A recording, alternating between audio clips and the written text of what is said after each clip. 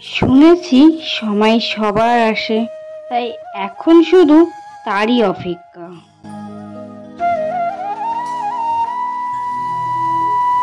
বাড়ির বড় মেয়ে সব থেকে বেশি ভালোবাসা পাই, কিন্তু এটাও সত্যি যে বেশি ভালোবাসা পাই তার সাথে মন বেশি খেলা করে। আজ নিজের দিকে তাকালে বড্ড আফসোস হয়, কি ছিলাম আর কি হয়ে গেছি। মাঝে মাঝে মনে হয় আগেই ভালো ছিলাম। এদিকে দেখো বন্ধুরা, ঘরটা মুছে নিয়েছি, আর ঘরের সামনেটাও না ওই জল দিয়ে তারপরে ধুয়ে নিয়েছি। সিঁড়িটা আগে ধুয়ে নিয়েছি, নিয়ে তারপরে ঘরটাও মুছতে শুরু করেছি। এই রোজকার ঘর মোছা আর একঘেয়েমি কাজকর্ম একদমই যেন ভালো লাগছে না, কিন্তু কি করব বলো তো, এই কাজকর্মগুলো কিন্তু করতেই হবে। এই কাজকর্ম কিছুতেই পিছু ছাড়ছে না আমার। বিয়ের আগের আমি আর বিয়ের পরের আমির মধ্যে অনেক পার্থক্য এসে গিয়েছে। বিয়ের আগে নিজের যত্ন ছাড়া অন্য কারোর কথা ভাবতামই না, আর এখন বিয়ের পরে নিজের কথা ভাবা বাদ দিয়ে সবসময় অন্যের কথা ভেবেই চলেছি। যাই হোক, মেয়েদের জীবনটা হয়তো এমনই হয়, তার জন্য প্রত্যেকটা মেয়ের ক্ষেত্রে ঠিক এমনই জিনিসটা ঘটে থাকে। আর এইদিকে দেখো, মা আগের দিন শ্যাপলা এনেছিল, সেই শ্যাপলাগুলো এখন ছাড়িয়ে নিচ্ছি। আর আমাদের বাড়ির পাশে কিন্তু শ্যাপলা ভর্তি, কিন্তু ওই যে জলের ভিতরে গিয়ে কে আনবে শ্যাপলা, সেই কারণে কিন্তু আমাদের খাওয়া হয় না, খুব কমই খাওয়া হয়। শ্যাপলা খেতে কারা কারা পছন্দ করো বন্ধুরা? আমি কিন্তু শ্যাপলা বড়া বলো, তারপরে আর কি রান্নার যে কোনো কিছু আমার শ্যাপলার ভীষণ ভালো লাগে। আর এইদিকে দেখো, শ্যাপলাগুলো ছাড়িয়েও নিয়েছি, নিয়ে এখানে ধুয়ে তারপরে লবণ দিয়ে মাখিয়ে একটু রেখে দেবো। লবণ মাখিয়ে রাখলে শ্যাপলার থেকে জলগুলো সব বেরিয়ে যায়, তখন রান্না করলে শ্যাপলাগুলো আর ঘেটে যায় না। সেই কারণে আমি যখনই শ্যাপলা রান্না করি ওই যে লবণ মাখিয়ে তারপরে রেখে দিই। আর এইদিকে দেখো, রাস্তা দিয়ে মাছ যাচ্ছিল, তো ওই একটা কাকুর কাছ থেকে মাছ নিয়ে নিয়েছি। এখানে নিয়েছি বাটা মাছ, তো বাটা মাছের সাইজগুলো এত ছোট যে দেখে মনে হচ্ছে ছোট ছোট পুঁটি মাছ। আর এইদিকে নিয়েছি একটা সোনা পাপার জন্য তেলাপিয়া, আর ছিল দুটো বড় বড় বাটা। তো এইগুলো আজকে ভাজা করব আর কি, অনেক দিন বাদে আজকে মাছ নিয়েছি। আজকে না ওই যে অনেক দিন বাদে একটু মাছ নিয়েছি, মানে প্রায় 2 থেকে 3 দিন মাছ নেওয়া হয়নি। সোনা পাপার যেহেতু গালে ঘা হয়েছিল, ও যেহেতু ঝাল জিনিস খেতে পারছে না, আর ওর সামনেই আমরা মাছ ভাত খাবো, কেমন একটা লাগছিল, তার কারণে অনেক দিন বাদে আজকে মাছ নিয়েছি। আর এখানে সোনা পাপাও ঘুম থেকে উঠে পড়েছে, ওকে এখন একটু এই কলগেট দিচ্ছি মানে ব্রাশ করার জন্য। একদমই চায় না ও ব্রাশ করতে, তাও জোর করে করাতে হয়, মারধর হয় আমাদের, জানো তো, ব্রাশ করাতে গিয়ে।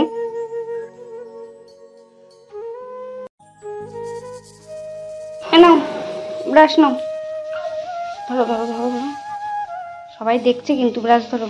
এ দেখো, ফোনে সবাই দেখছে যে তোমাকে ব্রাশ দিচ্ছি, তুমি নিচ্ছ না। নাও নাও নাও, এই তো, এবার গুড বয়, এবার ব্রাশ করো বাইরে গিয়ে। এইদিকে দেখো, আজকে অনেক দিন বাদে মাছ নিয়েছি, তাই সোনা বাপ্পা এখানে দাঁড়িয়ে দাঁড়িয়ে হাসছে, মানে আমি এখান দিয়ে রান্না করছি, ওই যে ওখানে মাছ ভাজছি, আর ও এখান দিয়ে উকি মারছে। অনেক দিন পরে মাছ খাবে আজকে আয়ুষ, তাই তো ভাই? তোমার জন্য একটা মাছ নিয়েছি, একটা তেলাপিয়া মাছ নিয়েছি।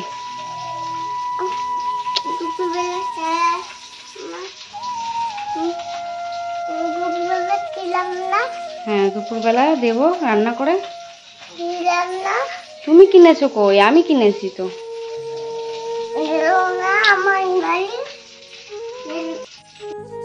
আর আজকে সকালবেলা একটু সোনা পাপার জন্য ম্যাগি করেছি, কারণ অনেক দিন হয়ে গিয়েছে না, ওকে একটু চাউমিন করে বা ভাত করে এসব খেতে দিচ্ছিলাম, তো ভাবছি আজকে একটু ম্যাগি দেবো সকালবেলা।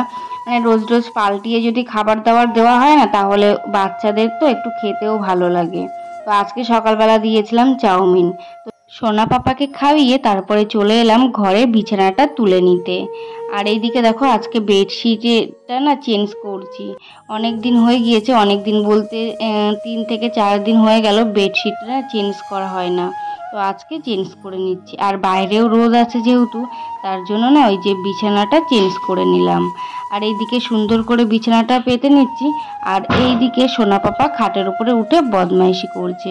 মানে ওর তো বদমাইশি শেষই নেই। আর এখন আমি ভয়েস দিচ্ছি, দেখো সাইড থেকে আওয়াজ করছে। মানে ভিডিও যে একটা ঠিকভাবে তোমাদের সাথে তুলে ধরবো তার কোনো উপায় নেই। তো যাই হোক, বাচ্চা না থাকলে একটা বাড়িতে একদমই ভালো লাগে না, তেমন বাচ্চা থাকলে তো একটু জ্বালাতন ভোগ করতেই হবে। আর ওইদিকে তো বেডশিটটা সুন্দর করে টান টান করে পেতে নিয়েছি, কারণ ঘরের ভিতরে যদি বেডশিটটা টান টান করে পাতা না থাকে না, তাহলে কিন্তু একদমই ভালো লাগে না। আর এইদিকে তারপরে এক গামলা জামা কাপড় কেচে নিয়ে চলে এসেছি বাথরুম ঘরে। আর এখানে হচ্ছে মশারিটা এখন চটকে নিচ্ছি পা দিয়ে। আর মশারি কাচার সময় জানো তো বন্ধুরা কি হয়, সবারই এটা হয়ে থাকে যে মশারি যখন দিই অল্প সার্ফে, তারপরে মশারিগুলো চটকাতে চটকাতে পুরো ফেনায় ভর্তি হয়ে যায়। তো সবার ফার্স্ট হচ্ছে জামা কাপড়গুলো ওখানে কেচে ওখানে রেখে দিয়েছি সাইডে, তারপরে মশারিটা সবার শেষ কেচে নিচ্ছি। আর এই জামা কাপড় কাচতে গিয়ে এত বেশি কষ্ট হয়। আর আমার যেহেতু বড় বড় দুটো অপারেশন আছে, দুটো তিনটে অপারেশন আছে, যার কারণে না এই জামা কাপড় কাচতে বা কাজকর্ম করতে আমার অনেক বেশি কষ্ট হয়।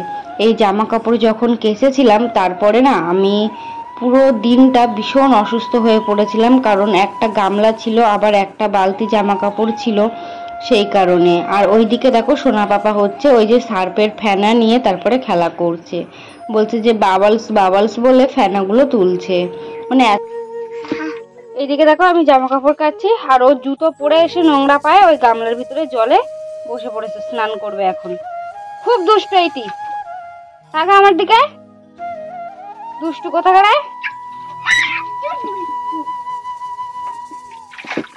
জল দেখলে কোনো উপায় নেই, স্নান করতেই হবে। তো জামা কাপড়গুলো কেচে নিই, তারপর তোমাদের সাথে পরে কথা হচ্ছে। জামা কাপড়গুলো তো কেচে নিয়েছি, তারপর নিয়ে চলে এলাম ছাদে, নিয়ে এসে জামা কাপড়গুলো এখন মেলে দিচ্ছি। আর আজকে রোদটা না ভীষণ পরিমাণে রোদ করেছিল, মানে জামা কাপড় কাচার প্রায় 2 থেকে 3 ঘন্টার মধ্যে পুরো জামা কাপড় সব শুকিয়ে গিয়েছিল। আর জামা কাপড় কাচলে তারপরে যদি রোদ বের করে তাহলে কিন্তু ভীষণ ভালো লাগে। আর যদি জামা কাপড় কাচার পরে মেঘলা থাকে তাহলে তো একদম মনটা খারাপ হয়ে যায়। আর এখানে বেডশিট বা ঘরের অনেক জিনিস ছিল, সবগুলোই কেচে দিয়েছি। আর এখন বর্ষার সময়, বর্ষা না এখন কিন্তু শরৎকাল, কিন্তু শরৎকাল বলে একদমই মনে হচ্ছে না।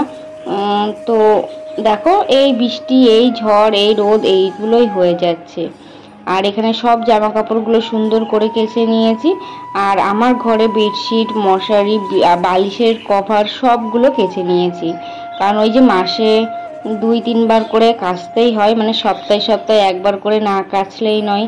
সোনা পাপা যেহেতু আছে, ওর একদমই মানে নোংরার ভিতরে রাখা উচিত নয়।